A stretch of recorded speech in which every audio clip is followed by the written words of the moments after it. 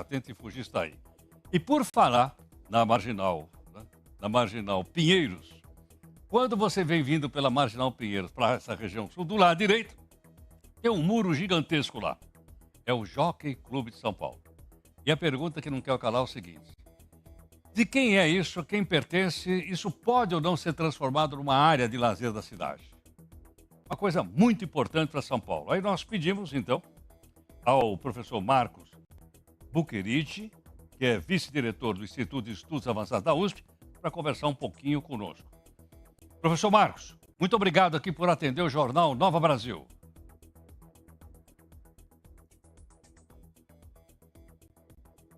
Professor, acho que o seu microfone está fechado. Dá uma conferidinha para a gente. Esse, Bom dia. Agora tá bom, professor. Tá joia. Professor, obrigado, viu? Bom dia, Heródoto.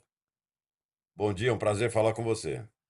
Professor, o que significa essa área enorme do Jockey Club para a cidade de São Paulo?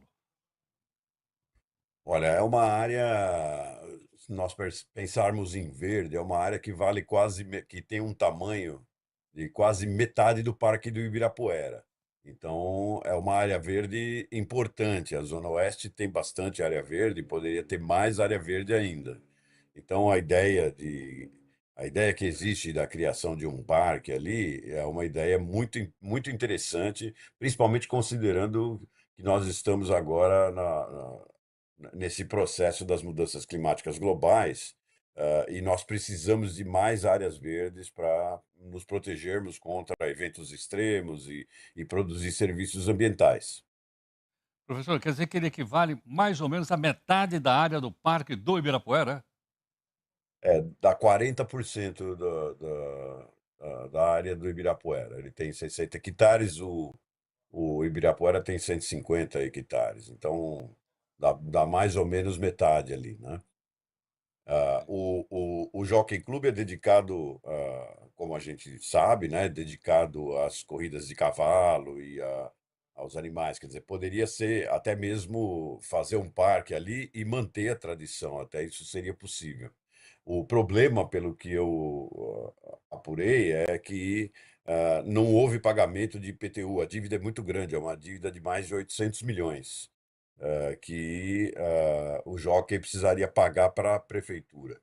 Então, existe uma proposta da própria prefeitura, custaria para a prefeitura 90 milhões, poderia ser feito de várias formas, a prefeitura cuidar, ou isso poderia ser feito uma concessão, né, e de tal forma que os serviços fossem de maior qualidade, como fizeram no Ibirapuera. E aí a gente teria um parque a mais na cidade, numa região mais central, com acesso às pessoas, né? Perfeito. Agora, a dívida, então, do Jockey Club chega a aproximadamente 800 milhões de reais de IPTU. Então, nunca pagaram IPTU, né, professor? 800 milhões. É uma dívida praticamente impagável, né, ali, porque o terreno vale muito menos do que isso. Então, existe toda uma controvérsia sobre isso, né, que o pessoal que tem o jockey não concorda muito com essa dívida, mas esse é o valor que foi calculado da falta de pagamento de IPTU ali, né? Professor, não se corre o risco também de isso aí virar um grande empreendimento com grandes prédios, shopping, um monte de construção lá, Então, e não a área verde, como você explicou para a gente agora há en- pouco? isso seria péssimo, né? Porque nós já temos bastante especulação imobiliária em vários lugares da cidade. Isso está andando muito bem para o setor imobiliário em vários lugares. Eu acho que não há necessidade nenhuma. Um lugar como esses, nessa posição, né? Ele funcionaria, ele prestaria um serviço para a população muito maior, para um número muito maior de pessoas, se fosse transformado num parque, né? Que todos possam visitar. Então, eu acho que seria muito ruim se isso fosse parar na mão do setor imobiliário para fazer simplesmente um empreendimento ali.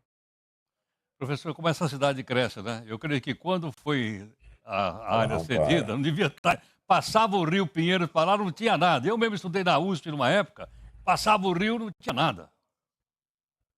Tem aquelas fotografias, né, do do Rio Pinheiros ali, quando fizeram o campus da USP, não tinha nada mesmo, eram fazendas, né? Eram pedaços de cerrado, etc. Você descia praticamente para o nada. E a cidade continua crescendo, e com uma economia, quando a economia fica um pouco melhor, isso, esse crescimento aumenta ainda mais, né? Em termos imobiliários, né? Então, essa ocupação de espaço é um grande problema que a gente tem na cidade de São Paulo.